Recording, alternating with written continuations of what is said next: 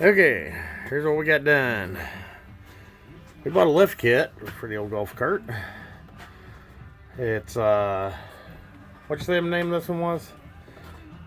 The name of the Yeah, was the name on the lift kit? It's a 4-inch lift. We saw it on one of some guy's YouTube channel. If I remember his name. I think it's called the Economy Lift Kit. Economy lift kit. Got it off of Amazon for like $75.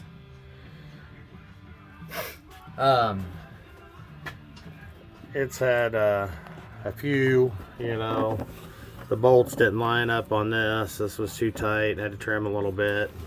Not sure I like how this fits up here. We'll probably end up tack welding that in to make it permanent, just because it looks kind of flimsy the way it sits. With the shock being like that. So, yeah, put a new belts on. Not sure this belt looks like it's awful loose.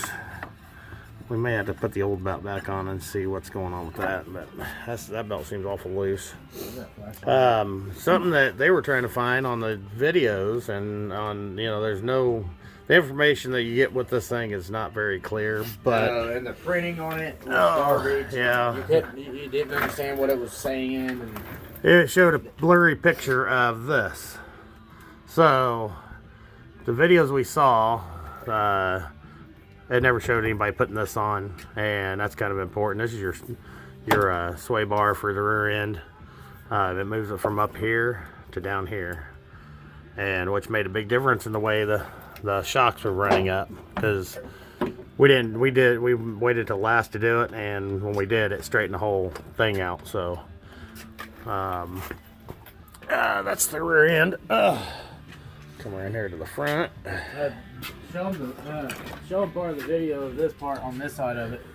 Well, that's what. Oh yeah. That we had to drill. Oh yeah. Drill the top hole. So when you get it, it comes with one hole. So when you take, get my video right here. When you take your sway bar off from here, and you drop it down on this plate, and the plate has a bend in it. I don't know if you can see that. I can't even find it. There it is. There's a bend in the plate, so it'll fit up against this flat. So make sure you take this bolt, put it on the plate with the existing bolt from that, and then it comes with hardware. Zoom back here. Where are you at? Doing this backwards here. Oh, there we are. So it comes with hardware. So it comes with one hole in this bracket. Or two holes in the bracket, and there's only one hole in your plate for your sway bar. So you have to drill the second hole in your plate. So that keeps us from teetering. That keeps it from going back and forth here. So it keeps us solid. Again, that's pretty heavy duty metal. I don't think it'll bend when, we'll see how it goes. It came with these brackets to move our shocks. These to do the lift, it showed it putting these brackets up in here because of the shocks that are on here. Hey David, can you have one of those shocks? Yeah. So the shocks that come on here are really short. They got put away, I think. No, they were laying right here somewhere, or I'm not sure where they got put. Oh yeah. So here's the shocks that came with on the golf cart. You can see the difference in them there. So to do the lift with the kit, we'd have to put these brackets on there to match up with these shocks. So what we're doing is we just took some of our ATV shocks that are adjustable, and we just put the shock in there. So we're gonna see how it runs. If it's not working, then we'll go ahead and put the bracket on and all that stuff. But I think it'll be fine. Everything seems to sit level. We got the tires sitting on it. This is the front plates. You have basically you just put these plates on, and they got to go on a certain direction. and this here has a bracket inside where the back one does not. It's just flat metal there, so you have to put the spacers in the back, not in the front, because the front don't need them because of the bracket. But the back is just hollow, so they give you spacers to put in there. You drop all this down, bolt these on. That lowers your arm down. Like I said, with your regular shock mounted here, and the old spot with your short shock, I mean, it'd be like this. So that's how far off it is. So, like I said, we went in and we stole the spacers out of these shocks, and we had some ATV shocks, and I mean, it's level. Looks good. We got to put our front bumper back together the rest of the way. We're still finishing some things up, but considerable lift there. I mean, it was probably to here, and now we're to here. So it says 4-inch lift. So we got the other wheels to go on here. They're on the park car right now. We got to go out and get those. Unfortunately, we're going to lose our mudder tires on the back, which sucks for my property because there's a lot of mud out here. But that's just the way it is. And that's where we're at so far. We just got to get the body.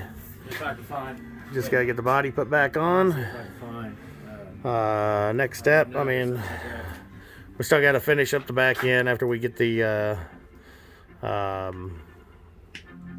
back seat finished up. Get the seats upholstered and get the. Still think we're gonna go with the wrap on the body. Cause there's this way, there's like so many scars in this. I think we can sand those down, and we could probably put some wrap on it. It'll look just fine. And that's where we're at now. This is part 3, I think. 4, 3. So that's where we're at. She's like I said, she's looking mean and tall. I think those would be perfect. These tires is on the back now. I mean, they look really small on here. They were like just barely fitting in there. Now they're like all kinds of room in there. If you want to do $75, there is. I mean, like I said, there's a little bit of work. These didn't match up. I could have I didn't want to grind on the existing stuff on here. So I ground down on the stuff that we bought. This is the bracket that came with the kit. So I ground that down so it would fit up in there for the bolt. I still had to drill out these a little bit to make them fit, because it just didn't line up right.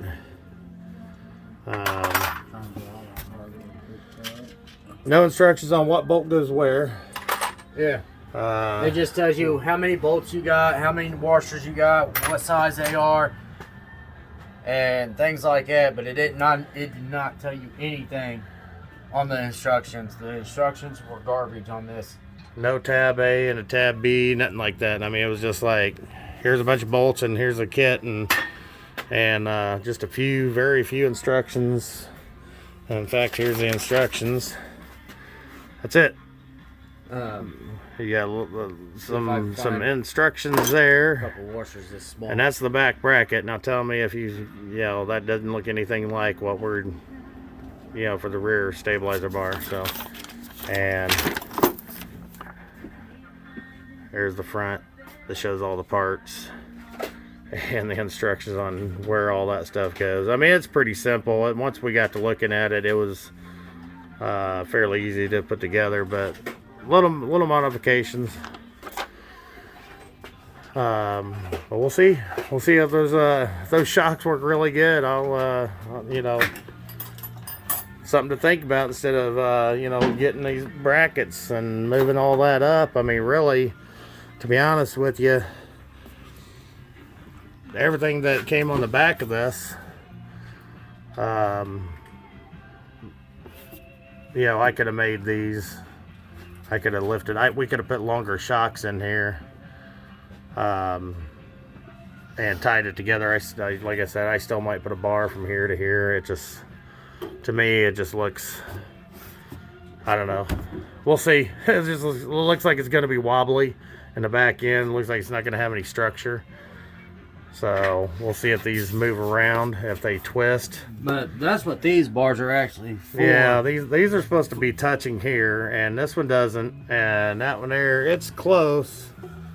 But I think if we just tack weld yeah, across the top, I think that would be plenty of support. yeah. I don't think it's gonna do any of this. Well, I mean, from here to here, it just seems like, I don't know, maybe just one metal bar underneath these bolts here, you know, like a thin bar, just from here to here, just to keep, because I'm worried about flexing in, you know, like in this way when you start bouncing and twisting. And I mean, I know that's what these are supposed to do, but still, it just seems like that's such a little tab to hold that much. That's why I was thinking just tack welded across. Yeah. I don't know. We'll see how it does when we get it on the, take it for a high speed run. We're gonna see if I wish you guys would hook this thing up here. If you weren't done, 6'4" here, and then I keep hanging stuff low in the ceiling, and I keep running my head into it. So we'll get back to you after yeah, David. we get some more things back together. I guess it's gonna work better.